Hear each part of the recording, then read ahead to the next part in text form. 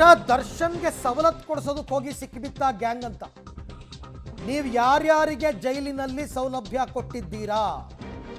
ನನ್ನ ಬಳಿ ಎಲ್ಲ ವಿಡಿಯೋನೂ ಇದೆ.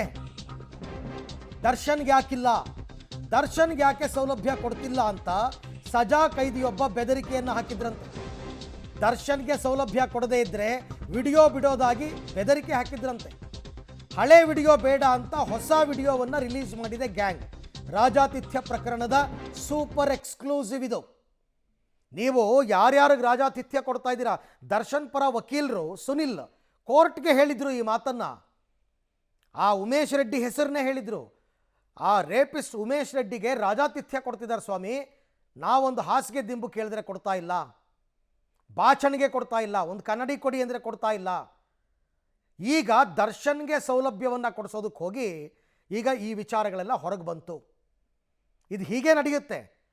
ಒಬ್ರಿಗೊಂದು ನ್ಯಾಯ ಯಾಕೆ ಅಂತ ಅವ್ರು ಕೇಳ್ತಾ ಇರೋದು. ವಿಡಿಯೋ ಈಗಿನದ್ದು ಅಂತ ಗೊತ್ತಾಗಲೆಂದೇ ಕ್ಯಾಲೆಂಡರನ್ನು ಫೋಕಸ್ ಮಾಡಿದ್ದಾರೆ.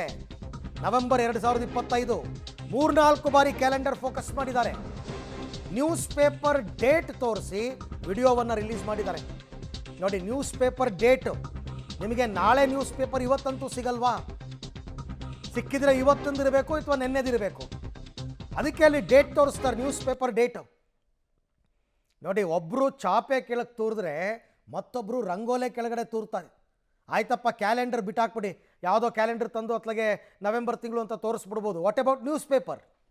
ಈ ಬಗ್ಗೆ ಮತ್ತಷ್ಟು ಮಾಹಿತಿ ನನ್ನ ಕೊಲೀಗ್ ಮುರಳೀಧರ್ ಅವರಿಂದ ಪಡ್ಕೊಳ್ಳೋಣ. ಮುರಳಿ, ಈ ಕ್ಯಾಲೆಂಡರ್ ಶೂಟ್ ಮಾಡಿರೋದು, ನ್ಯೂಸ್ ಪೇಪರ್ ಡೇಟ್ ತೋರಿಸಿರೋದು, ಇವೆಲ್ಲವನ್ನು ನೋಡಿದ್ರೆ ಇದೊಂದು ವ್ಯವಸ್ಥಿತವಾಗಿ ನಡೆದಿರ್ತಕ್ಕಂಥ ಷಡ್ಯಂತ್ರ ಅಂತಿರೋ ಅಥವಾ ಒಂದು ಕೃತ್ಯ ಅಂತಿರೋ ನಡೆದಿದೆ ಅಂತ, ಒಂದು ದೊಡ್ಡ ಟೀಮೇ ವರ್ಕ್ ಮಾಡಿದೆಯಾ ಇದ್ರ ಹಿಂದೆ ಅಂತ?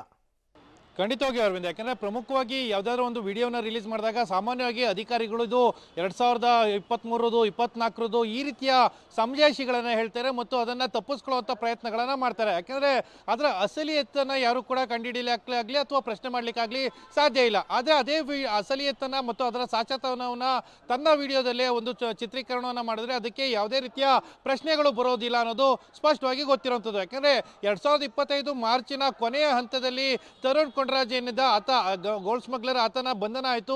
ಬಂಧನ ಆದ ಬಳಿಕ ಆತನನ್ನು ಇನ್ನು ಜೈಲಿನಲ್ಲಿ, ಪರಪ್ಪನಗರ ಜೈಲಿನಲ್ಲಿ DRI ಅಧಿಕಾರಿಗಳು ಇಟ್ಟಿದ್ದಾರೆ. ಜೊತೆಗೆ ಆತನಿಗೆ ಸಿಗ್ತಾ ಇರೋಂಥ ಮೊಬೈಲ್ ಇರ್ಬೋದು, ಜೊತೆಗೆ ಆತನಿಗೆ ಸಿಗ್ತಾ ಇರುವಂಥ ಪ್ರತ್ಯೇಕವಾದ ಅಡಿಗೆಯ ವ್ಯವಸ್ಥೆ ಇರ್ಬೋದು, ಅದಕ್ಕೆ ಸಂಬಂಧಪಟ್ಟಂತೆ ಆತನ ಹೇಳಿಕೆಯನ್ನು ಪಡ್ಕೊಳ್ಳೋಂಥ ಸಂದರ್ಭದಲ್ಲಿ ಅಥವಾ ಆತನ ವಿಡಿಯೋನ ಮಾಡೋಂಥ ಸಂದರ್ಭದಲ್ಲಿ ಆತನನ್ನು ಮಾತನಾಡಿಸ್ತಾರೆ. ವಿಡಿಯೋ ಮಾಡೋ ಸಂದರ್ಭದಲ್ಲಿ ಜೊತೆಗೆ ಆತ ಮೊಬೈಲ್ನಲ್ಲಿ ಟೈಪ್ ಮಾಡ್ತಾ ಇರೋಂಥದ್ದನ್ನು ರೆಕಾರ್ಡನ್ನು ಮಾಡ್ತಾರೆ. ಜೊತೆಗೆ ಆತನಿಗೆ ಪ್ರತ್ಯೇಕವಾಗಿ ಊಟದ ವ್ಯವಸ್ಥೆಯನ್ನು ಕೂಡ ಮಾಡ್ತಾ ಇರೋಂಥದ್ದನ್ನು ಕೂಡ ರೆಕಾರ್ಡನ್ನು ಮಾಡ್ತಾರೆ. ಅದಾದ ಬಳಿಕ ಅದೇ ಏನು ಬ್ಯಾರಕ್ನಲ್ಲಿದ್ದಂಥ ಮತ್ತು ಅದೇ ಕೊಠಡಿಯಲ್ಲಿದ್ದಂಥ ನವೆಂಬರ್ ತಿಂಗಳಿನ ಒಂದು ಏನು ಕ್ಯಾಲೆಂಡರ್ ಏನಿತ್ತು ಆ ಕ್ಯಾಲೆಂಡರ್ನು ಕೂಡ ಶೂಟನ್ನು ಮಾಡ್ತಾರೆ.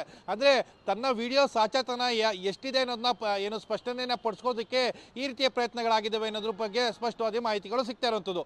ಇದು ಒಂದು ವಿಡಿಯೋ. ಆದರೆ ಮತ್ತೊಂದು ವಿಡಿಯೋ ಇದೆ. ಎಲ್ಲ ಮೊಬೈಲ್ಗಳನ್ನು ಕೂಡ ಒಂದು ಟೇಬಲ್ ಮೇಲೆ ಇಟ್ಟಿರ್ತಾರೆ ಮತ್ತು ಅದರಲ್ಲಿ ಒಂದು ಆಂಗ್ಲ ಭಾಷೆಯ ಪತ್ರಿಕೆಯನ್ನು ಇಟ್ಟಿರ್ತಾರೆ. ಅದರಲ್ಲೂ ಕೂಡ ಡೇಟ್ ಮೆನ್ಷನ್ ಆಗಿರುತ್ತೆ. ಅದನ್ನು ಕೂಡ ಸಾಚಾತನ ತೋರಿಸುವಂಥ ಪ್ರಯತ್ನಗಳನ್ನು ನಿರಂತರವಾಗಿ ಈ ಗ್ಯಾಂಗ್ ಮಾಡಿದೆ ಅನ್ನೋದು ಸ್ಪಷ್ಟವಾಗಿ ಗೊತ್ತಾಗ್ತಾ ಇರುವಂಥದ್ದು.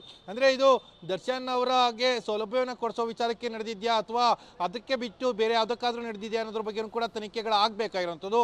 ಅದಕ್ಕೆ ಪ್ರತ್ಯೇಕವಾಗಿ CCB ಅಧಿಕಾರಿಗಳು ತನಿಖೆಯನ್ನು ಮಾಡ್ತಾ ಇದ್ದಾರೆ. ಆದರೆ ಮುಂದಿನ ಹಂತಗಳಲ್ಲಿ, ಯಾಕೆಂದ್ರೆ ಈಗ ಸಿಕ್ಕಿರುವಂಥ ಮಾಹಿತಿಗಳನ್ನು ಆಧರಿಸಿ ತನಿಖೆಯನ್ನು ಮಾಡ್ತಾ ಇದ್ದಾರೆ. ಧನ್ವೀರ್ನ ಮೊಬೈಲನ್ನು ರಿಟ್ರೀವ್ ಮಾಡಿದ ಬಳಿಕ ಎಲ್ಲ ಮಾಹಿತಿಗಳು ಕೂಡ ಬಹಿರಂಗ ಆಗುವಂಥ ಸಾಧ್ಯತೆಗಳಿದ್ದಾವೆ. ಜೊತೆಗೆ ಆತನಿಗೆ ಯಾರು ಆ ವಿಡಿಯೋನ ಕೊಟ್ಟಿದ್ದಾರೆ ಅನ್ನೋದು ಕೂಡ ಪ್ರಾಥಮಿಕ ಹಂತದಲ್ಲಿ ಗೊತ್ತಾಗ್ತಾ ಇರುವಂಥದ್ದು. ಅದರ ಬಗ್ಗೆಯೂ ಕೂಡ ತನಿಖೆಯನ್ನು ಮಾಡ್ತಾ ಇದ್ದಾರೆ. ಮುಂದಿನ ಹೊತ್ತುಗಳಲ್ಲಿ ಮತ್ತು ಅಧಿಕೃತವಾದ ಮಾಹಿತಿಗಳು ಕೂಡ ಬಹಿರಂಗ ಆಗುವಂಥದ್ದು. ಅರವಿಂದ್, ಓಕೆ, ಹಾಗೆ ಸಂಪರ್ಕದಲ್ಲಿರಿ ಮುರಳಿ. ನಿಮ್ಮ ಜೊತೆ ನಾನು ಮತ್ತೆ ಮಾತನಾಡ್ತೀನಿ. ಸತ್ಯಾಸತ್ಯತೆ ಹೊರಗೆ ಬರುತ್ತೆ. ಬಟ್ ಅಲ್ಲಿ ನಡೆದಿರ್ತಕ್ಕಂಥದ್ದು ನಿಜ ಅನ್ನೋದೇ ಆದರೆ ಅದಕ್ಕೆ ಕಡಿವಾಣ ಹಾಕೋದು ಹೆಂಗೆ?